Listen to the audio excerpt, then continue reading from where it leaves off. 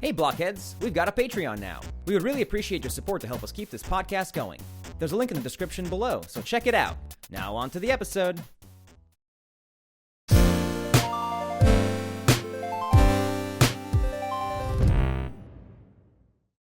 bam, bam, bam, bam! Hey, welcome to Creative Block. We are your hosts, Gene and V. We interview people in the animation industry about their life, work, and hobbies while we doodle jam.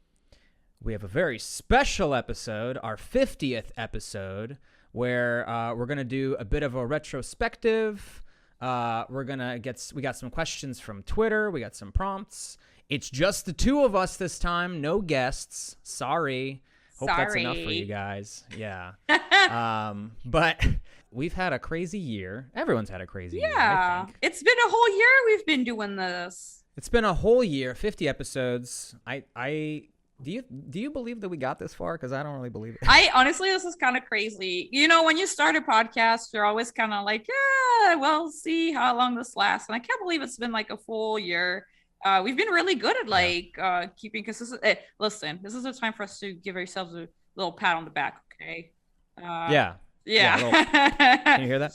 I mean, personally, I'm really proud that we're doing this. Because you know, like I do want all these resources to be available for free for everyone on the internet. Like, I really hope that thanks to this podcast, a new generation of artists is going to feel like empowered, and like thanks to all the information that we share with you guys, like that's something that's very close to my heart. And we get like a couple like comments trickling in every now and then saying that this helps, so it makes me really happy. Yeah, we love to see the comments. It makes us feel we make zero money. We're actually but it's like a passion project, right? It's like, you know, yeah. No, I'm just saying, like, we're not in this for the money. So it really, I love to see it. It makes me happy to see that people like this and that they're getting something out of it, and all the positivity. Might as well mention it up front. Go ahead. If you're wondering where the money's going, it's going to our wonderful editor, Clements, who's doing a stellar job at making us sound really smart and like editing all of the crazy behind the scene information you guys cannot hear. Sorry. But and the episodes definitely take some editing. So and our amazing producer, Malik, who shouts is out. doing a great job at handling the Twitter and all other like social media. So like it's been really great to have a little team and to have the Patreon to kind of like help out and so if you love the show, definitely please support the Patreon. Send us even $1. That adds up. Get 10 listeners giving $1. That's $10. Thanks so much to our team. We definitely want to give them a shout out. We would not be able to keep this up. So to give a little bit of backstory on how we even started this, because I don't know if we've ever said that story. I think we were both kind of cooped up during quarantine. You and I are both people who like to start projects, but then we get easily overwhelmed and abandon them. But I wanted to do an interview show that it was like a video interview show, like 2016, and that was never gonna happen. That's way too much. That's way too much effort, and it's a pain in the ass. And then I think around like maybe September or August last year, you were talking about it on Twitter, saying that you're interested in doing a show. Yeah, because I was just like, well, there was like multiple things for me. There was, first of all, every year on Twitter, you see people being like, well, do I really have to go to college to pursue a career in animation? And there's like this huge discourse on Twitter. And I'm like, well, I wish everybody out there could know how diverse the background is for people to get into animation, because after being in the industry for like more than 10 years and also like 5 in France and like 5 in the US, you start to realize like you don't have to go to like just scale arts. There's so many other options. You don't even have to go to college. That's why we have a couple guests like Kofi and Ferosha, right? Like she also didn't go to college. So I think that's like really empowering and great to hear those stories, and that like there's all these different kind of college, like Stefani Riso, who went to community college. So there's a lot of different options out there. You don't Mm-hmm. have to go into debt. If you have a lot of passion, you don't have to go into debt. And No, so you don't have to go into debt. there's like this, and there's like another part Yeah. also for me as an immigrant, that was trying to get press. It was really, really hard because you see often like people in this dev, like for example, like feature, like usually artists from feature or artists from that are like more like viz dev or like showrunners will get like more press, but for like just someone who's just a board artist, kind of like a little bit harder.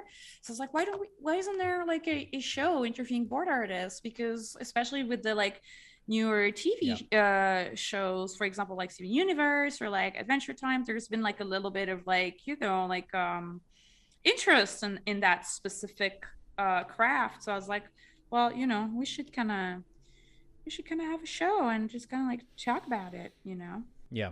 So yeah, we combine forces, we keep each other accountable, and then we have slowly expanded. Yeah. Um, And we kind of I personally kind of also drew inspiration from like other podcasts that I really love, like Tongues and Pencils from Chris Prynoski. Definitely check it out. It's on YouTube. It's all for free. Really, really awesome stuff if you want to know more about the artists that are working at Titmouse. That's an awesome podcast to check out. There's also another shout out that I want to do is the Animated Journey that was co-hosted by Angela Ensminger. Mm-hmm. She was on Loud House with us, and I think it's really, really great. They have more than 100 episodes. They go over way more. The podcast is over now, but they go over way more different positions on the pipeline that we do. I think they're also kind of interviewing a little bit more adult animation that artists, which eventually I do also want to get some adult animators. Oh, yeah. And I was gonna say also definitely check out Rise Up podcast. It's kind of more of like a channel. They don't get out content as regularly as we do, but they have panels, they have interviews. It's super, super awesome. Our guest Pedro Boli was on Rise Up. Definitely check it out. And finally, there is a really great community, Black and Animated, that you should check out if you're an ally or Black, because they are trying to really help new Black talents to go into the industry. So definitely check out Black and Animated. They have a Twitter, they have a Discord, and they're awesome. Yeah, really good resources, really good stuff. There's so much information out there now, more than there was when I think we were trying to break in. Yeah, when I was in college, all there was the Clay Cadis podcast, which is a great podcast, but it's just like animators from Disney. So it's great, but it's like if you don't want to be an animator, specifically if you want to be like a board artist or this dev artist, it's like a little bit like less relevant, I guess. Yeah, but it's really fun. It's really fun. Something that you and I have been talking about, and we would love to hear what our audience thinks, is we've covered a lot of ground with animation, with the animation industry and all the different facets of it.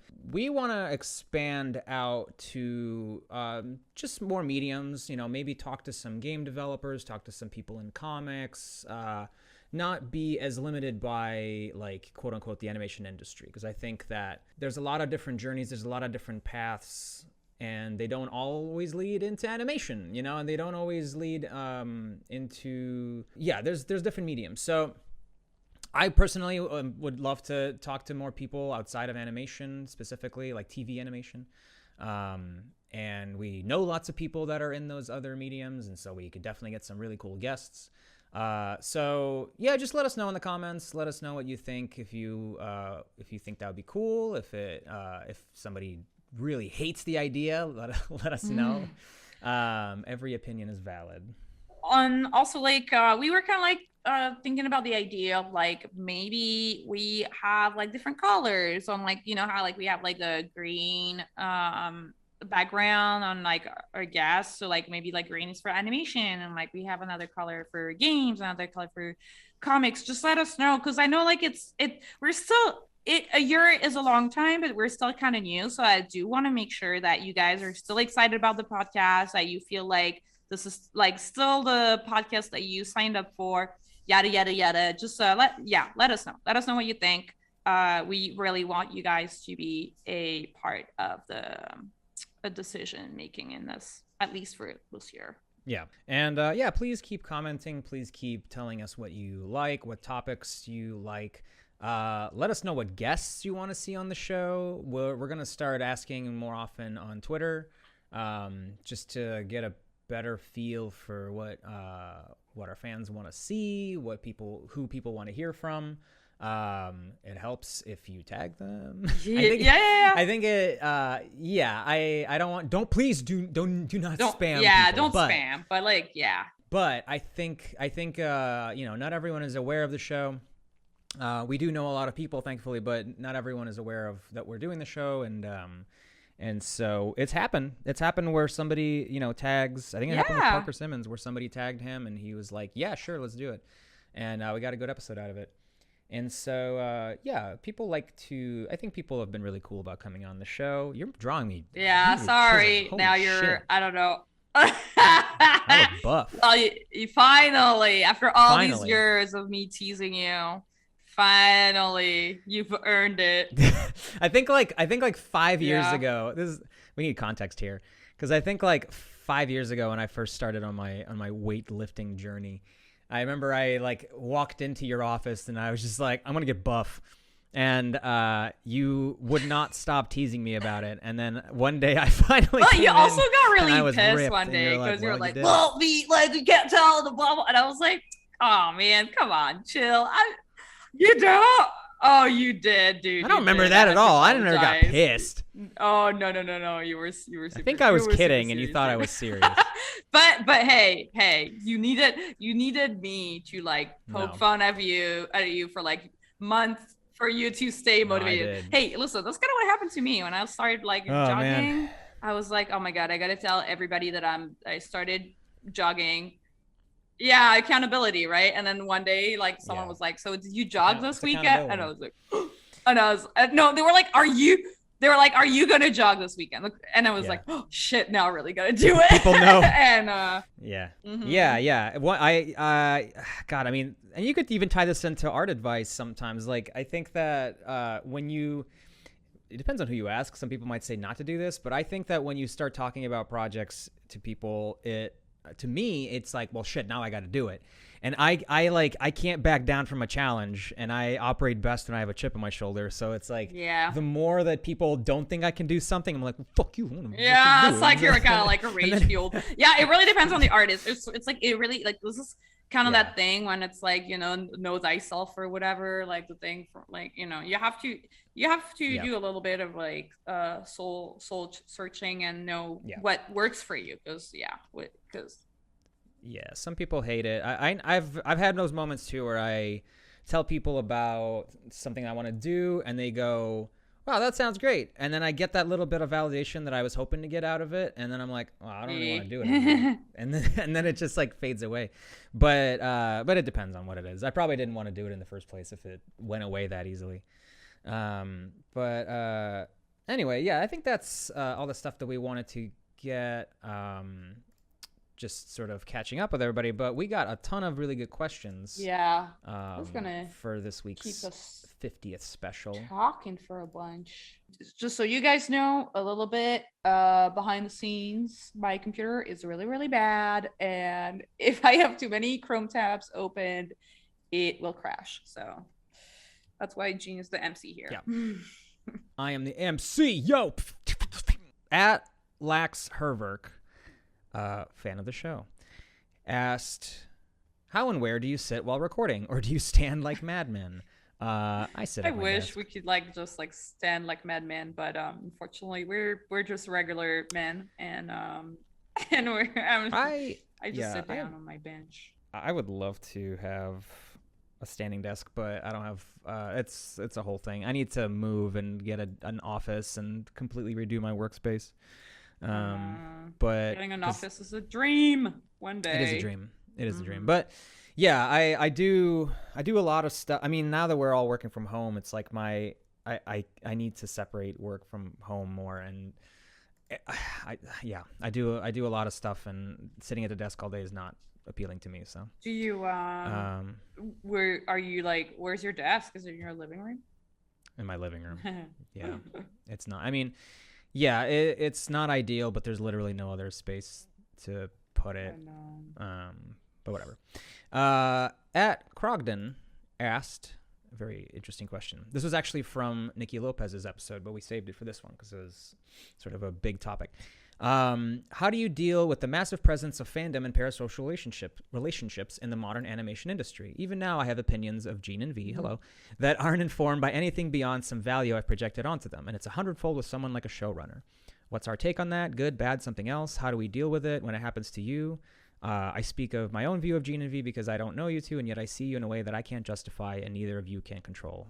Very interesting. I think that's fair though. I mean, at the end of the day, it's kind of like this thing. I mean, it's something I think about a lot in terms of like, well, you have to think about it, you know, like when you create art and you post it online, you kind of have to think about this question as an artist. And it's like, you are going to be judged. And no matter what you do, you're like, you cannot have everybody love you all the time. Like there's like just kind of like when you go about in the world, it's impossible for everybody to think you're like a good person, or like not just a good person, just like awesome, right? Like someone's going to be like, yeah, they're kind of boring, or like, they're kind of like, you know. So you just have to really come to terms with that like you can't please everyone, and that's okay.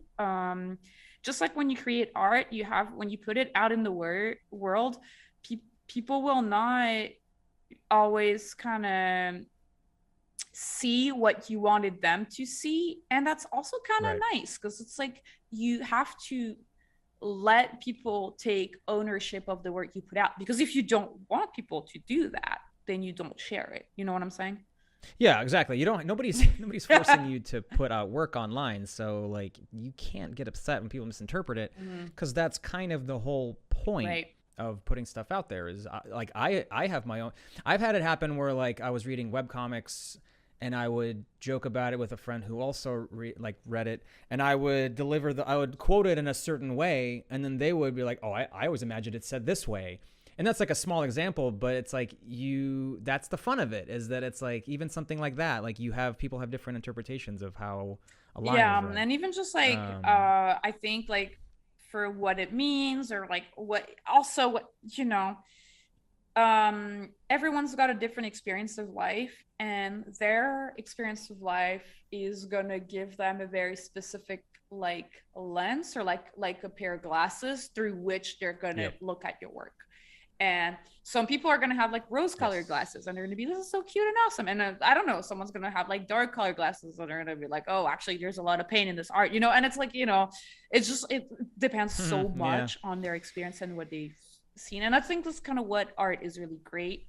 Like it's the great thing about art is that it's also kind of like, I mean, it's a little extreme to say that, but it's a little bit like a Rorschach test, you know. It's like you see in the art what you want to see, kind of thing. So yeah, I think anyone that's been online long enough, I grew up on the internet. I spent my whole life on the internet since I was like 6, and the days of 56K.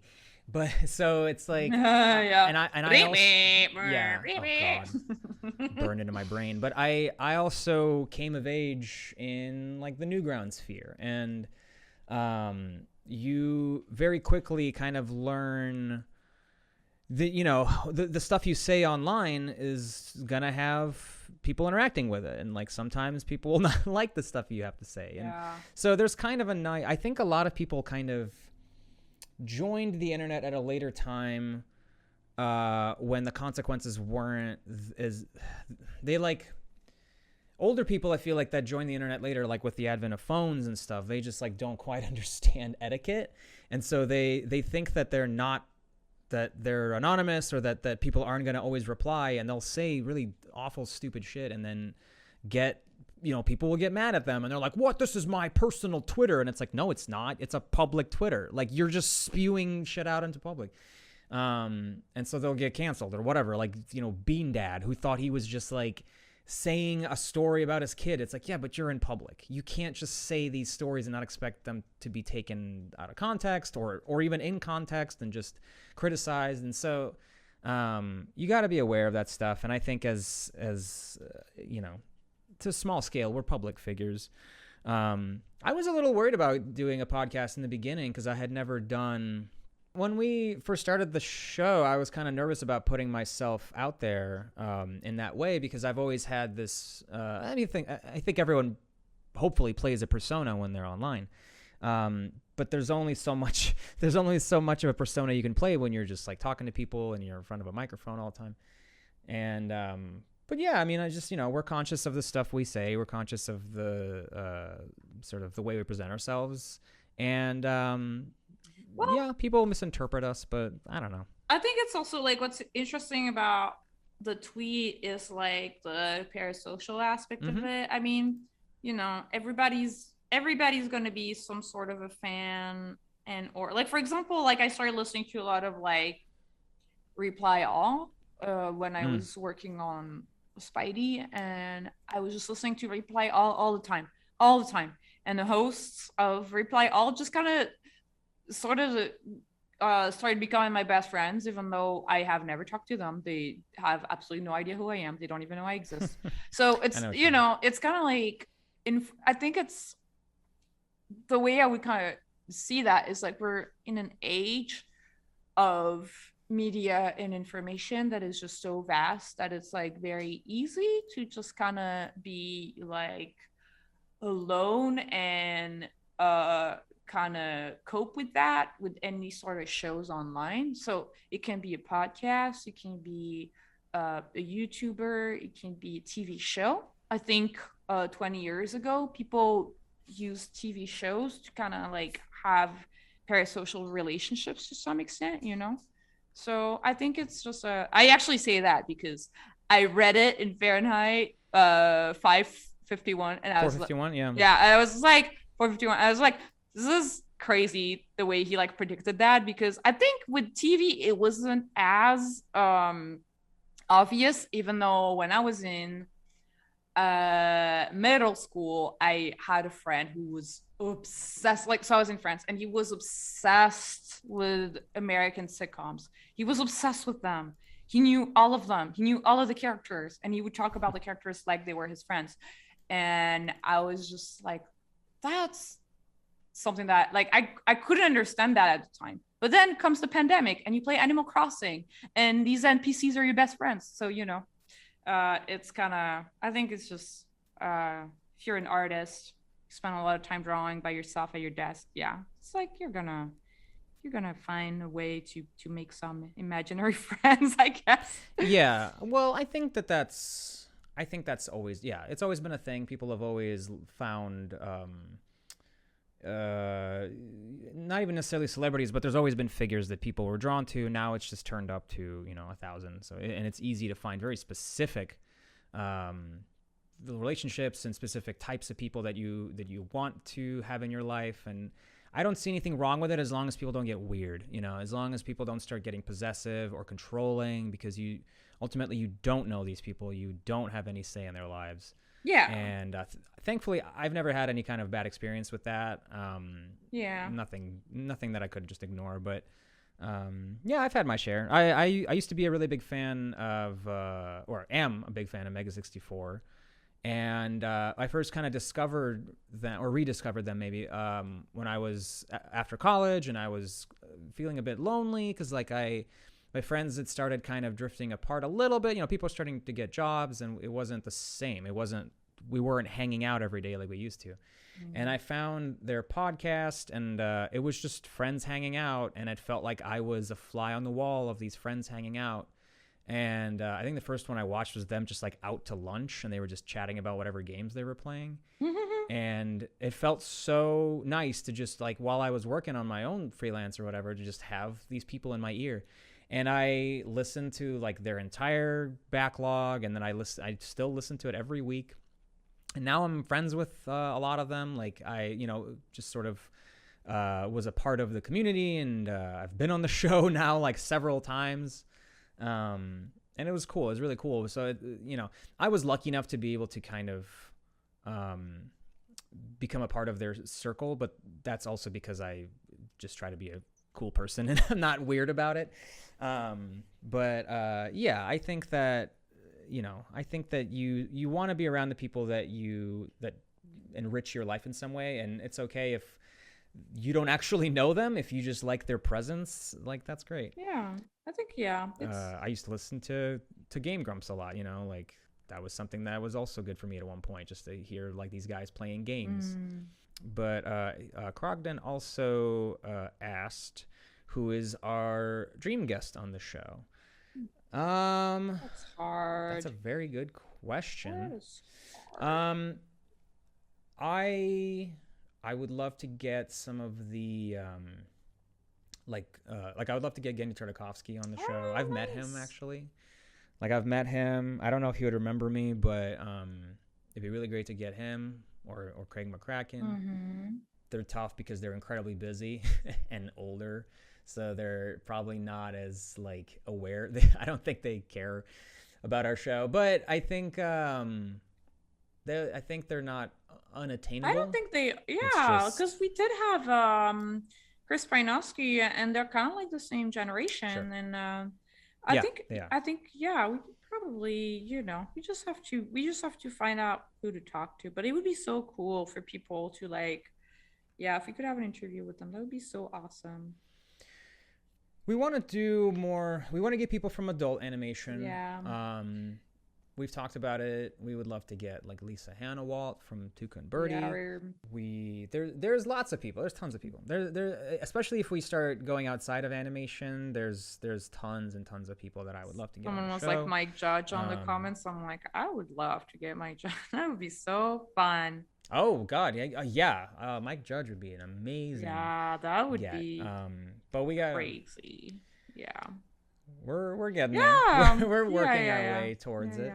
And we also we're gonna start reaching out to a lot of like YouTube animators. Oh, that would be awesome. I would like, that's my personal kind of like favorite like YouTube animators is like, for me those are like stories that I love to listen to because it's so different from my career and what I thought was possible of doing with animation. Like I've always kind of like, when I set out to go into animation, I was like, well, you gotta go get the office job on the block. I never thought indie animation was possible. So listening to YouTube animators is always just such a blast. Yeah, I think that it's really impressive. We've talked to Worthy Kids and some other people, but it's always kind of a different journey, same as with TV animation. And I think that there's a future to that.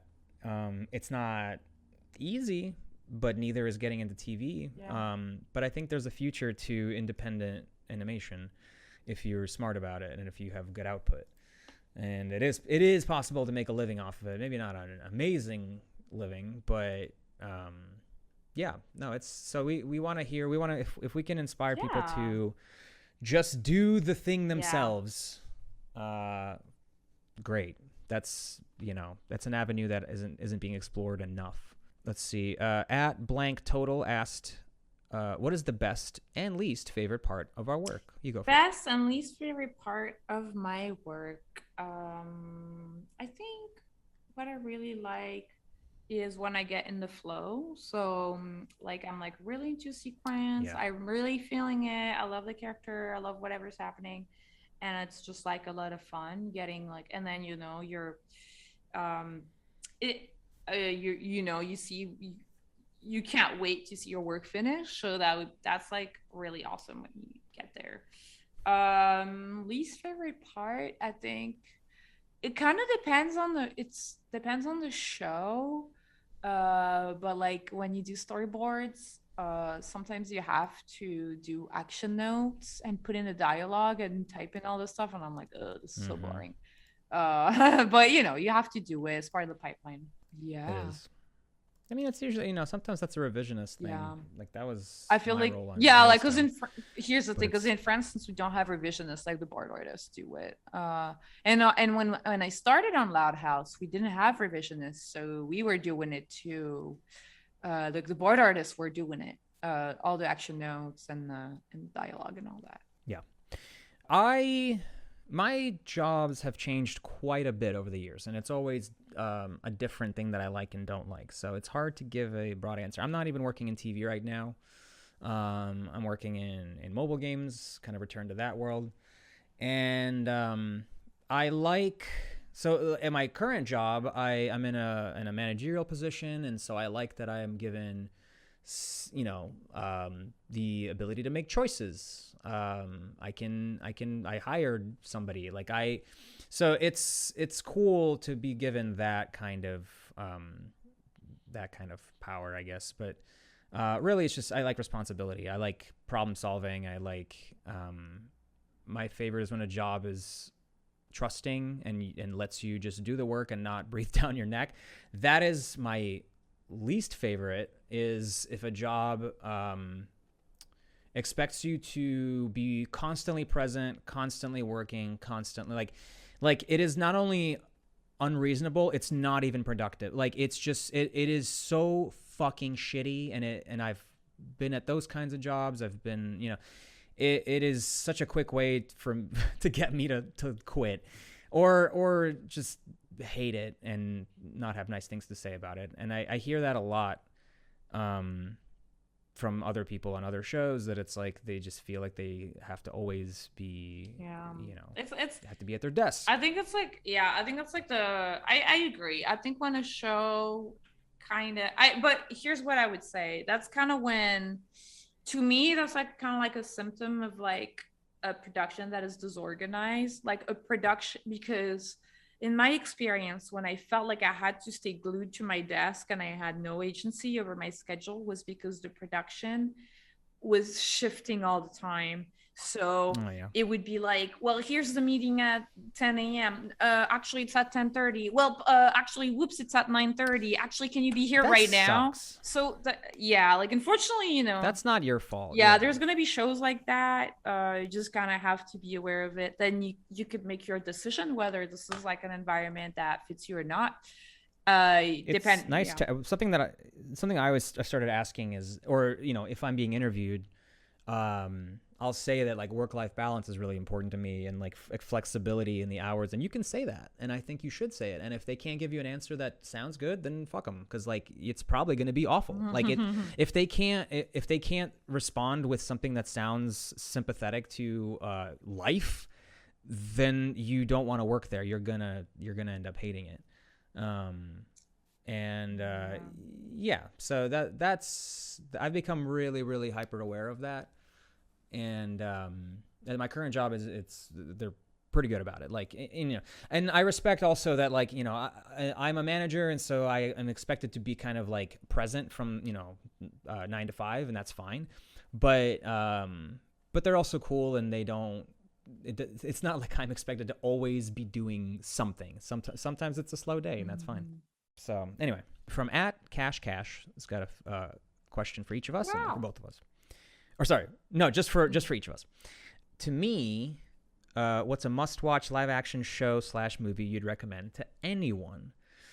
Man, I saw this earlier, and I've been thinking about it, and it's hard because, I don't know, the things that I like. Okay, I'll take a crack at it.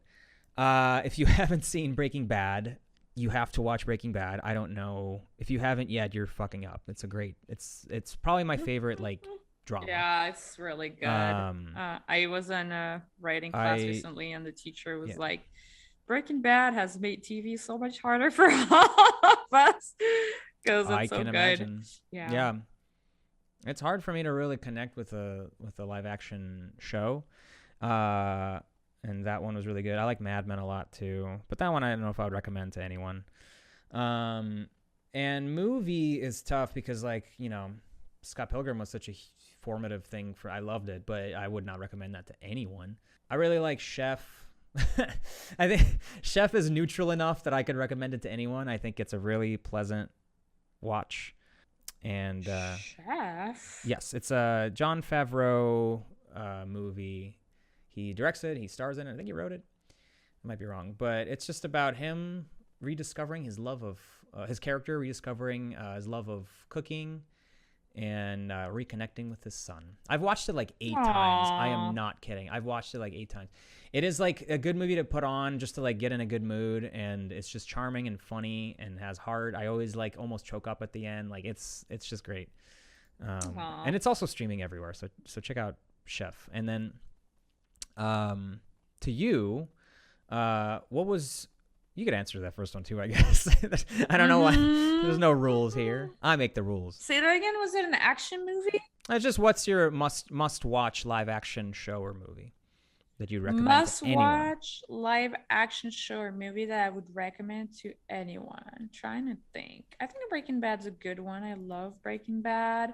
I actually would say I like Better Call Saul better than Breaking Bad because Breaking Bad, the main character, Walter White, I mean, it's not a big spoiler, everyone, but he goes from being like a pretty decent dude to being a pretty awful dude. The point of the show, yeah. Right. And so for some people, I've had like a lot of friends and acquaintances who had a hard time watching that. Better Call Saul, it's different in the way that the character doesn't go from good to bad. But I think it's a little bit different in terms of like you're always hoping for him to prove to you he's a good guy, and he's got a lot of qualities. So you're always you're like, oh. But you also know where he ends up, right? Exactly. You do know where he ends up, but you're always kind of like, come on, you're not that bad. You can't, I don't know. They do a really good job at that, which is really tricky. So, and for movie, I'm trying to think. My favorite movie of all time? Probably The Big Lebowski. So funny. I could watch this a million times. It's just so funny. It's just great. Yeah. The characters are great, and I love any Brother Coen movie is something that I love. They're just so funny. Their show Fargo, so good. One of the best shows that I watched. Are they involved in that? I think for the first season, I think they produce it. I don't think they write it. I don't know my facts, so you guys don't quote me for it, but it's definitely inspired from their second season's great. Definitely watch Fargo season 2. So good. And then they asked, what was one of your most rewarding experiences while working in animation? I think for me, it was probably working on Thundercats, because I say that it's funny because if you're an animation fan, you're probably aware of like all the hate that the show got when it came out. But working on the show was so fun. It was so fun for a lot of different reasons. First of all, it's one of the few shows that was so goofy and crazy and had kind of like when I was in college, Adventure Time. So here's the thing. When I was 16, the Adventure Time pilot came out on YouTube. And I was like, this is the best thing I've ever seen. I wish I could work on the show so bad. And then when I was in college, the first season came out, and I was just like losing my mind over it. And I was like, I have to work on a show like Adventure Time. But when I was finally able to work in the US, when I was like, Adventure Time got kind of like this kind of like really awesome but kind of like darker turn, and I was really into like the goofiness of the pilot and the first season, and Thundercats kind of gave me that. It was just like this really fun and goofy and cartoony, and you could do anything, because I came from like a history of shows where you had a lot of like rules to follow, because they were like flash or like flat shows or like harmony shows, so you couldn't do up shots or down shots, or you had to reuse, you couldn't frame in a certain type of way. But Thundercats was just like, dude, whatever you want to do, you do it. And I was just like, yes. It was just so great to have that freedom. It's very rare to have this amount of freedom in a TV show. Extremely rare. It's funny how I think that happens a lot, where the shows that are the most fun to work on for the artists are not always the most fun for or are not always enjoyed by the public. I could see that, because I heard, I don't know, but Mighty Magic Sword did really well, didn't it? Did it? I think it did. It did well enough that it got 3 seasons. Well, I heard the artists had a lot of fun on that show. Yeah. So I think. I mean, mine is probably making my short. I think. I got into this to make stuff and to tell my own stories, and I had my chance to do it, and people really liked it. And so those, like, the months after the short dropped were some of the best months of, like, me working in animation, because it was just validating and nice. And then it all went wrong. Ah! But I've had there's a question later that I think I can tie into that. From at Ace of Stars, they asked, if you didn't choose animation, where do you think you'd be? And there's a few other questions after. Do you want to start? I think that at one point when I was in high school, I wanted to become an English teacher. I thought that would be a lot of my favorite teachers were English teachers, and I enjoyed just talking about books, and like that stuff was fun. But I obviously decided to go to art. I think honestly though, I would still be trying to do like music, because I'm also doing that, and I don't know if I would be able to do that as a living. I still don't. But yeah, if I had to get a normie job, I guess I would try to become a teacher. So Yeah, that's good. I think that would probably be similar for me, like teaching. I think that would be like either teaching art or like teaching. I don't know. Honestly, there's like I have like I don't think I'm gonna put exactly all the gruesome details on the air, but I had like a really dark moment in my life where I was just like, it's drawing or nothing. sure. So Kind of have to do that. You can't. I think somebody must have told me this in high school, that they were like, if you want to do this, if you want to do animation, you have to do it. They're like, you can't half-ass it, because then it's not going to happen. And I whole. I think like for me, like it's funny because at the time when I was like 17, 18, it was really like it was like this or nothing, like for real, like this or nothing at all. So like at the time, I don't think I would have been able to do anything else. But now that I'm 32, I'm like, I could do a bunch of other things. Like I'm like, well, I don't know, like, all the dreams of like the millennial dreams. Like I could start my restaurant, or like I could just, I don't know. I could I could teach, or I could do comics. I don't think I could have done comics at all when I was younger, because as the eldest in the family, and I'm kind of like, I need to be the reliable person just in case everything goes wrong. And in comics, you can't be that. You can't. No, but you can't. Comics is something that I'm still considering maybe at some point in my life. There's. I mean, you're doing it. I am, but like not professionally. Like when I say professionally, I mean it's like your primary source of income, or it's a source of income. I don't think anybody that does comics professionally wants to do comics professionally. I think it's like it pays so badly that like nobody can do it and live a healthy financial life. I don't know. Maybe there's probably are some people. Yeah, so usually you get a movie deal if like you're a really, really good writer. Yeah. Oh, you just have to get a movie it's deal. Like it's easy peasy. And also you have to move to like not the coast because it's too pricey. Yeah. No, you can't live on the coasts. They also asked, do both of you have a favorite comic manga? I do have a bunch of comics and manga I really love. So most of the manga that I love are like seinen. So seinen is like usually like male young adult, I guess. So my favorite is I Am a Hero. I love I Am a Hero so much. I also love Ikigami.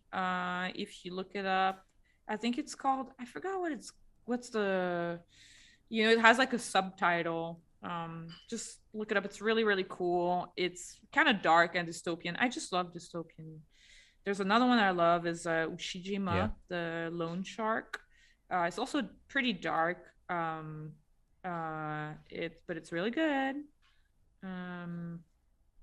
And I think I'm trying to think if there's like and 20th Century Boys. So good. I tried to. I got really far into it. It just I didn't love grab this me. stuff, dude. I'm just like, cults, sign me up. True crime. I'm like, yeah, I just love I his think I style of just, yeah.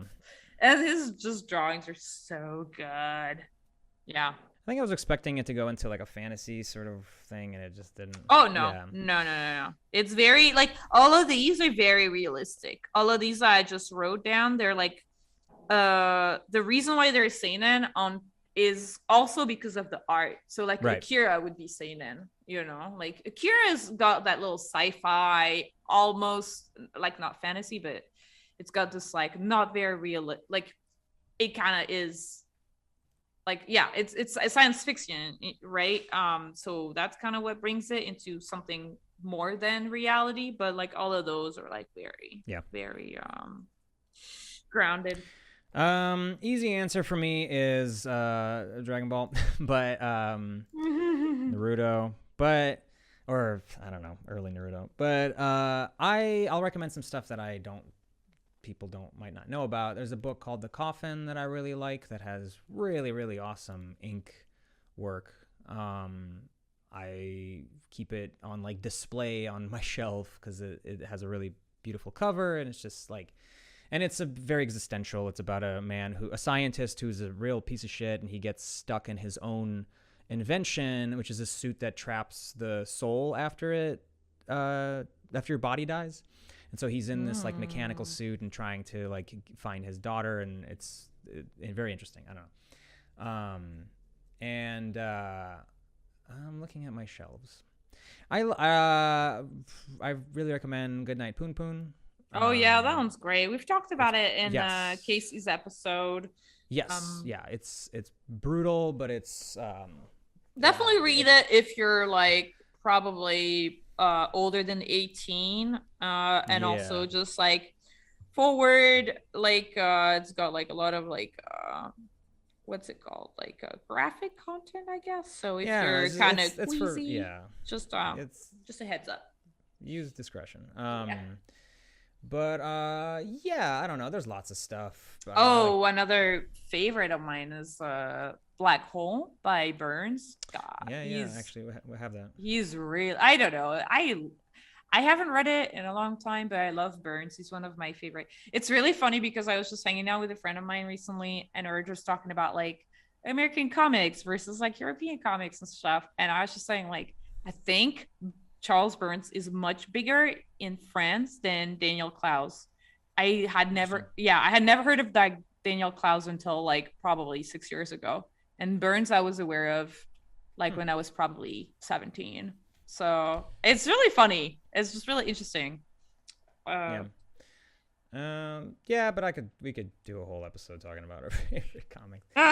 That's what comes to mind. What is, from also Ace of Stars, what is one piece of advice you'd give your past selves? That's a juicy one. Yeah. I have one. I think I would tell myself to not put my self-worth into achieving my goals.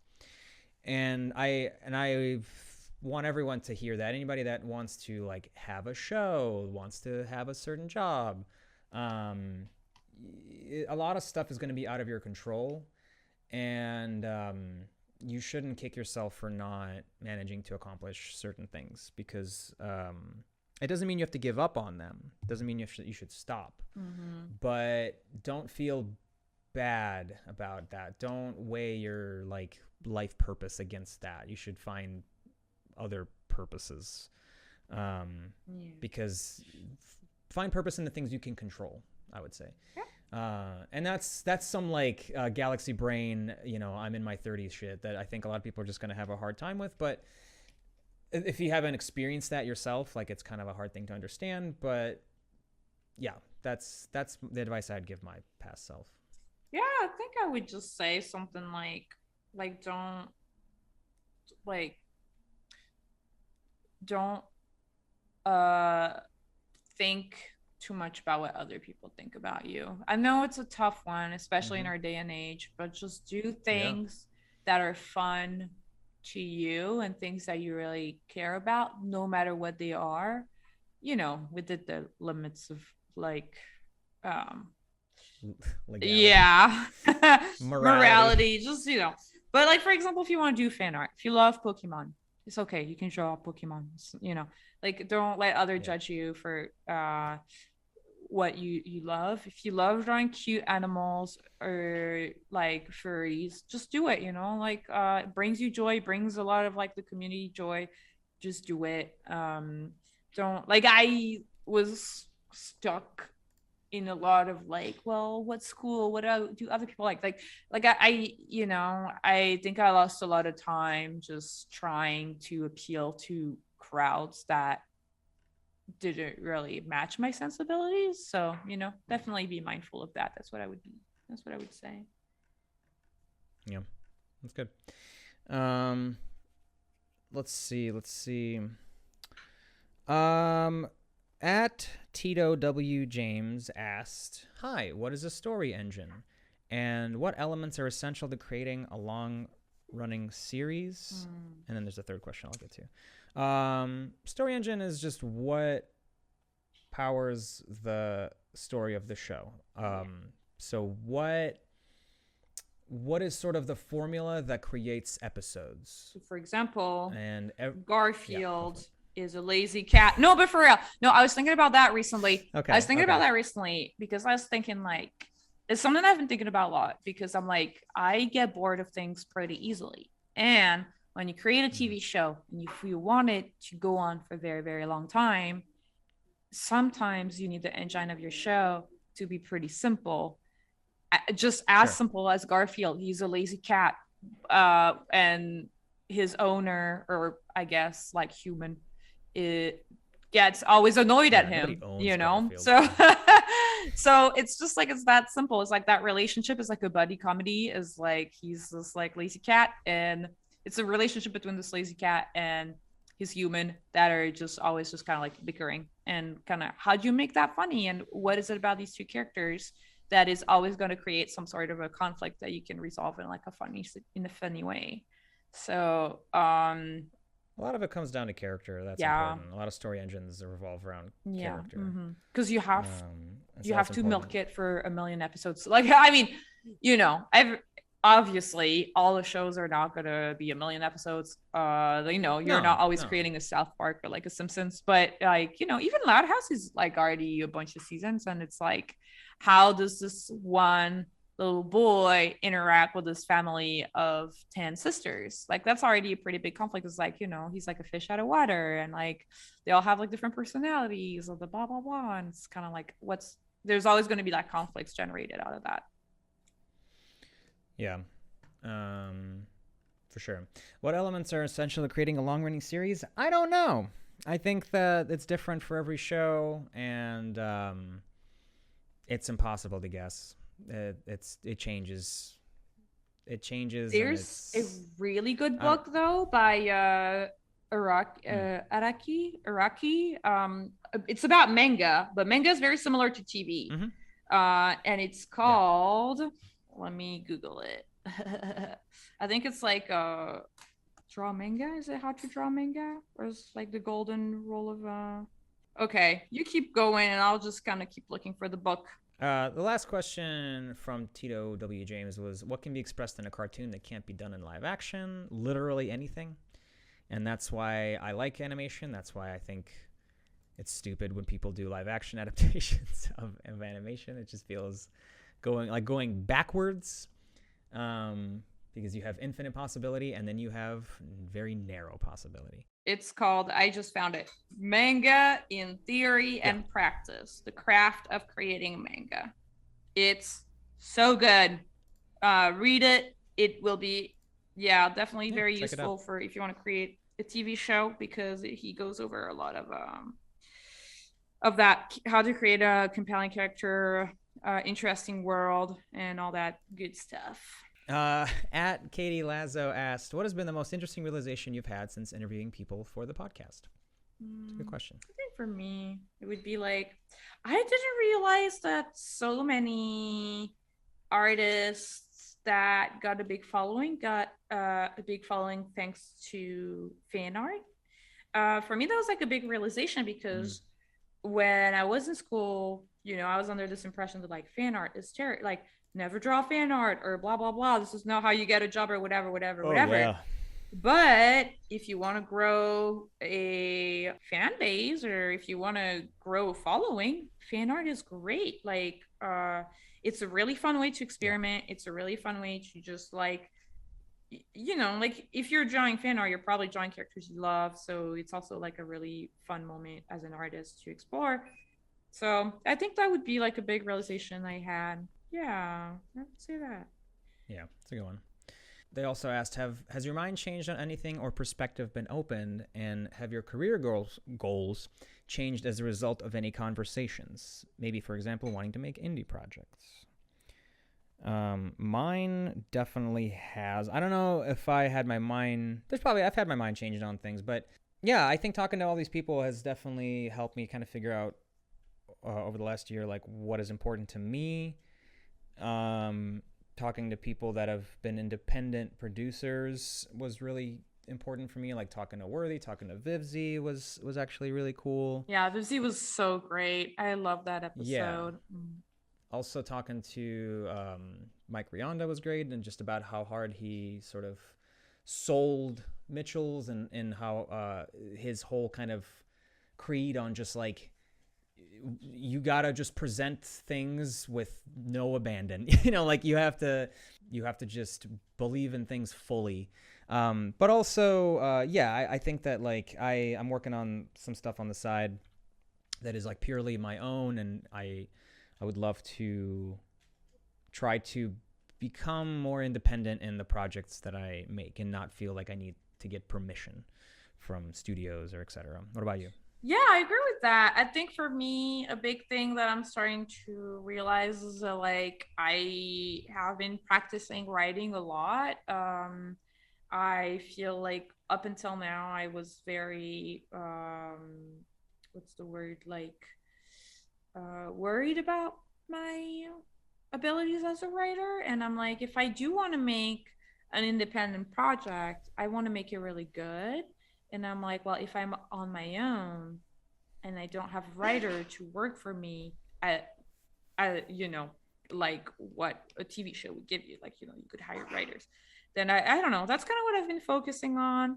And that's given me like a lot of like, yeah, that's been like a lot of fun. I wish I could do indie projects. I really hope one day I can go indie. That's definitely a goal of mine, but I don't think this can happen in the near future. For a lot of reasons. Yeah, it's tough. It's a challenge.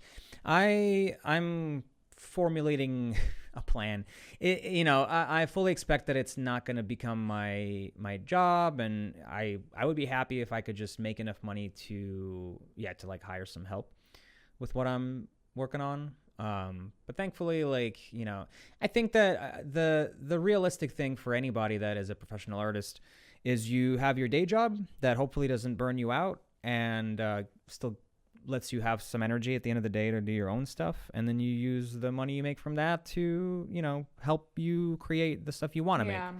Mm-hmm. um, I think that's a healthy relationship, and I think that if you're lucky enough to get paid full time doing exactly what you want to make, that comes with its own issues, and you risk. I've seen it happen where you risk ruining the thing you liked in the first place, because if it becomes your job, your full on Yeah. job, it sucks. It sucks all the joy out of it, and so then you're left with nothing. You're left with no like hobbies, no I mean, I was passions, also and kind of like looking at the tweets from the creator of Lore Olympus, who's basically a mangaka when you think about it. Like mm, she's writing and roughing all of the chapters. She's publishing mm-hmm. once a week. It's a crazy schedule, and you can tell that sometimes it's like it's a lot of work. It's like it's really a lot of work. I really admire it. I think anyone who's able to publish a full story with drawings as pushed as she does in a week is a feat. And like you said, I have a hard time imagining how this could not feel like a job, right? You know. Yeah. From at Zybuilder TV asked how much episodes are in store. We'll keep going. Yeah. We'll keep going until we get sick of it. I think there's like a lot of people that Um, I still want to interview, like a lot of friends that I want to get on the air. yeah, You know, there's like showrunners that yeah, we do want to get, and it, there's also like different aspect of animation we haven't covered that I think would be really really fun. yeah. No, there's still lots to explore. I think again, it's hard. We do one of these every week, sometimes twice a week, and I still enjoy it, but it does help for you guys to be subscribing to us because it helps us pay our teammates and just generally keep it going. And yeah, I think we're gonna keep going until we're just can't, until we realize Yeah, that we yeah, just yeah. can't. They also uh, they also asked, and somebody else asked, if we'll ever do a double guest, and no, I don't think so. We've had opportunities to do two people at once, and I think it would be a bad idea. It's just Well, the tricky thing with the double guest is that it's very easy for a guest to kind of take over the episode. Just kind of like yeah. sometimes, like even like us as like hosts, like if I'm just like feeling a little tired, then obviously you're gonna kind of take over the episode, and vice versa. If you're kind of like feeling pooped, I'm gonna be the one talking a lot. So it's good for us as Mm-hmm. hosts because all we do is ask questions. But for the guests, sometimes if you have like a double guest and let's say everybody's really excited about guest A, but guest B ends up talking the most, and it's gonna be kind of like a little too bad, right? Yeah, it's hard enough for us to just, you know, talk to one person and focus on them and get them to be comfortable and get their stories out. And so, yeah, it's too much to juggle with more than one. From at the morning short asked, the question is, the first job tends to be the hardest one to get. I've been trying to start work, but alas, so far no good. Are there small things that aren't obvious to make one more hireable, or any specific jobs I should be looking for? I think we've addressed this quite a bit in other episodes. So check out our last 49 episodes. But the quick answer is I don't know if there are things that'll there's no specific answer. I think you just have to keep producing work, Yeah. keep getting better, keep maybe even focus on one specific project that you can really hone in on. I often say everyone should do a webcomic at some point in their life because I think it'll sharpen your skills so fast. I would also say, Especially if yeah, you're, just yeah, like don't shoot for the big flashy studios right yeah, off the bat. Like obviously shoot for them, but don't make them your only goal. Like I think I've talked about my first job in my episode, but my first job, like nobody knew about the studio I applied to. mm-hmm, Nobody wanted the job because it was so badly paid. I'm not obviously I know this sucks. You do want to get your first gig to be a good gig, to be like union, to have like a decent pay. Unfortunately, I think when you start out, you don't have to stick to like a terrible job for a long time, but it's no, good to do it don't for a suffer. little bit. Get it on your resume. You know, don't slave through it for 3 years. Just get in a couple months and you know even like having these couple months of experience with like that first gig that nobody knows about and whatever studio like even some of my most talented friends like I really want to get Max Collins on the show. He started at Mm, the ADHD studio that went under like in mm-hmm, just a couple years and and then the gig he got after that was OKKO. So you know it's like no job is like not worth applying to when you're starting out. You know, definitely when you get yeah, experience then you don't need these jobs anymore, but that's why they're kind of like uh I guess starter gigs, I guess. What would be the word? Like, you know. well, I think pride is the biggest killer of ambition. Because like I think I've probably said this as well, but like I had a guidance counselor in college who told me to like not pass up any opportunities, even if they didn't seem like they were a good fit at the time, like right away. Yeah, I And agree. my first full-time job offer, I really took that to heart. And my first full-time job offer was working as an animator at a game studio in Seattle.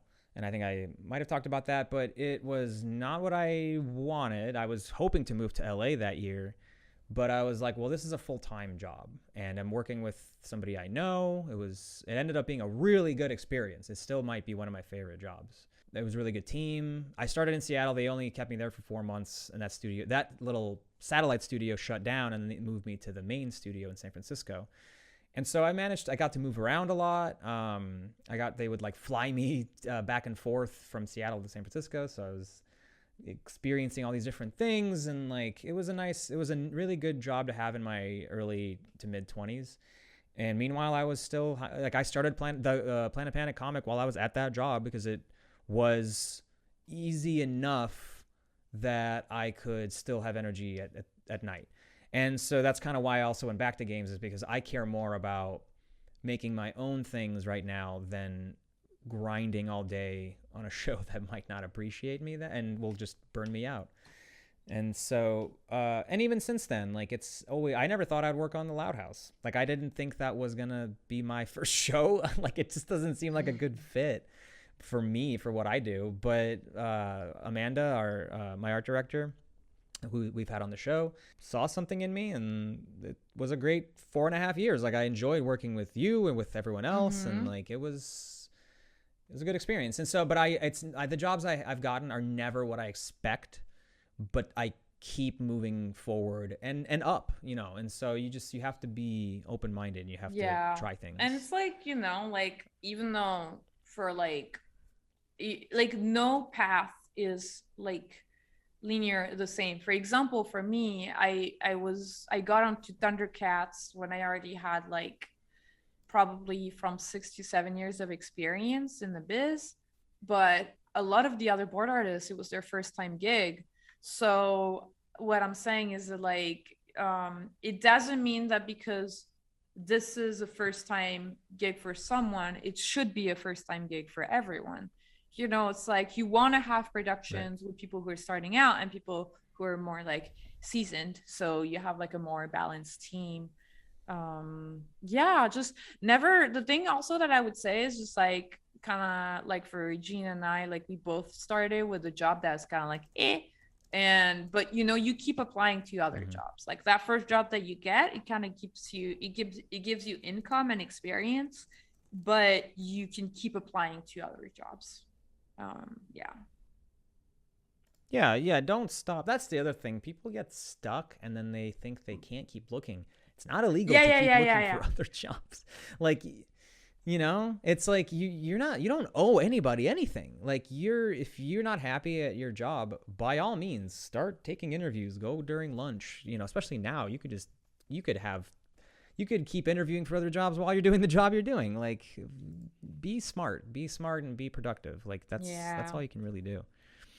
um, It'll happen. It'll happen for anybody that doesn't quit and can pivot and keeps That's producing also the thing is work. like keep in mind like when you start out, you're gonna have to apply to a million positions, a million jobs, you're Yeah, gonna send a million emails. But as time goes on, as your career goes on, then you won't have to do that anymore. It's just like it's gonna get yeah, less and less and less and less. And then when you're finally like really got your really part of the industry, then it's like so just like just so much easier. yeah. The last like 3 or 4 years, well, actually no, the last 6 years, all the jobs that I've gotten are all offered to me just because of my networking. And when I say networking, I mean just being nice, just being cool to people, being a positive, a positive person, and and putting out work, um, and people just, I will kind of put it out there. I'll say I'm looking for work, or I'm interested in this, and every time it kind of comes around, and people offer me stuff, and it took time to get there, and I still constantly have imposter syndrome of like, this is it, I'm never gonna get a job again. And yet again, like this year was a real test of that for me because I held out for a long time to get a job that I felt good about. And it happened. It took some time, and I was lucky enough to be able to wait, but it happened, and I feel good about where I'm at right now. So it's important. You have to know your worth as well at a certain point. Mm-hmm. Um, One last question from at COTEREB. I don't know how to pronounce that. Has working on the podcast affected the way you all view your own work or future projects you might want to work on? Yes. We talked about it a little bit already, but yes, I think I've learned that I don't like drawing. um, I'm happy to doodle. V is much better at it than me. But I like talking to people. I like, getting these stories out there. But even, yeah, like talking to the guests, yeah, there's it's opened my mind to a lot of stuff. Like I mentioned, the independent producing and all that stuff. Yeah, I think so the question was again like has it like changed or Has the podcast affected the way you view your own work or future projects you might want to work on? I think the way I view my work, not really in terms of like future projects. I think yeah, I think I'm pretty much at the same kind of spot in terms of like I I do one day kind of I would still hope to run a show, but I guess I'm not as precious about it being my idea. Like for example, I would enjoy if I were ever, obviously not right now. This is something that happens much later down the line. But if I were to be offered to like run like an IP that's already existing, like Oh yeah. I'm trying to come up with a random IP right now. I don't know, reboot of like Rugrats or whatever. Like I would be like, yeah, sure, why not? That would be a lot of fun. Because now what I would think about would be like, it wouldn't be so much about telling my story or whatever. It would be kind of like running a show properly, getting to tell stories, kind of over like kind of you.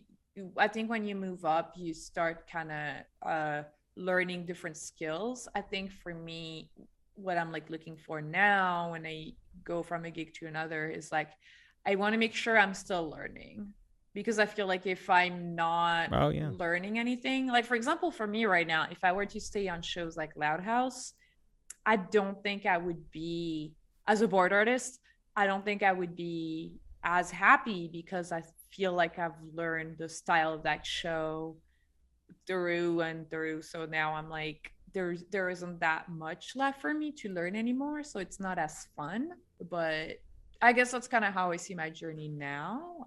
I also kind of I think this is something maybe the show has helped me kind of come to terms with, but also probably thinking about it on my own as well. Is it like I am not in a rush to get a show anymore. Like I used to be like, gotta be like Rebecca Sugar, get a show at 25. And now I'm like, no, I'm really happy that it hasn't happened for me yet because I do want to make sure that I am comfortable in who I am in my own skin, that whenever there's decisions to be made, I feel like I know why I am making the decision so I can explain to the team, or for example that I know all the ins and outs of like how shows are made. There's still like things that I think I have to learn, and it takes time, you can't it just takes a lot of time, like moving up and getting to know everyone and all the little nooks and crannies of how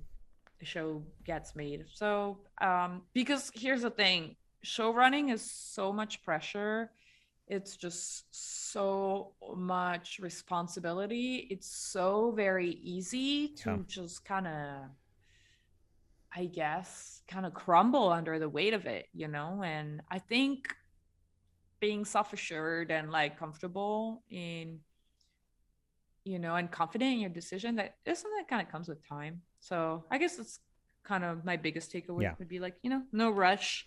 things will come. Just kind of keep chipping away at it, and don't lose faith. Very wise. Um, well, I think we're getting to the end. Definitely check out the other podcast that V mentioned. Yeah. So like I'm just gonna we'll have them up. round them up again a little bit really Yeah. fast. So definitely check out Tongs and Pencil by Chris Barnowski. Check out Rise Up Animation. Check out the Animated Journey, and check out the Black and Animated community. All good stuff. Very good stuff. Let us know in the comments if us expanding to other mediums for the show would be interesting to you. What are your thoughts on that? Give us your compliments. give us your thoughts on what you like about the show so far, what you don't like. We just want to improve it. Let us know. Actually, scratch that. Check out our Patreon. We really appreciate all the supporters that we currently have. It helps us pay our teammates, help us keep the show running on a weekly schedule. It's not easy. Yeah. Anybody has ever done a podcast, they know that. If you haven't, trust me, it is not easy to do a weekly upload. Yeah. So we really appreciate the support and the help. You get early access episodes for just $1. Mm-hmm. For $5, you get a bonus episode. The bonus episodes are a lot like this. It's just me and V chatting. So if you like that, sign up. And for $10, you get to be in on monthly streams that we do, where we just chat and we just hang out with our highest tier backers. We did one last month. Did you mention the Discord? And Did you mention the Discord?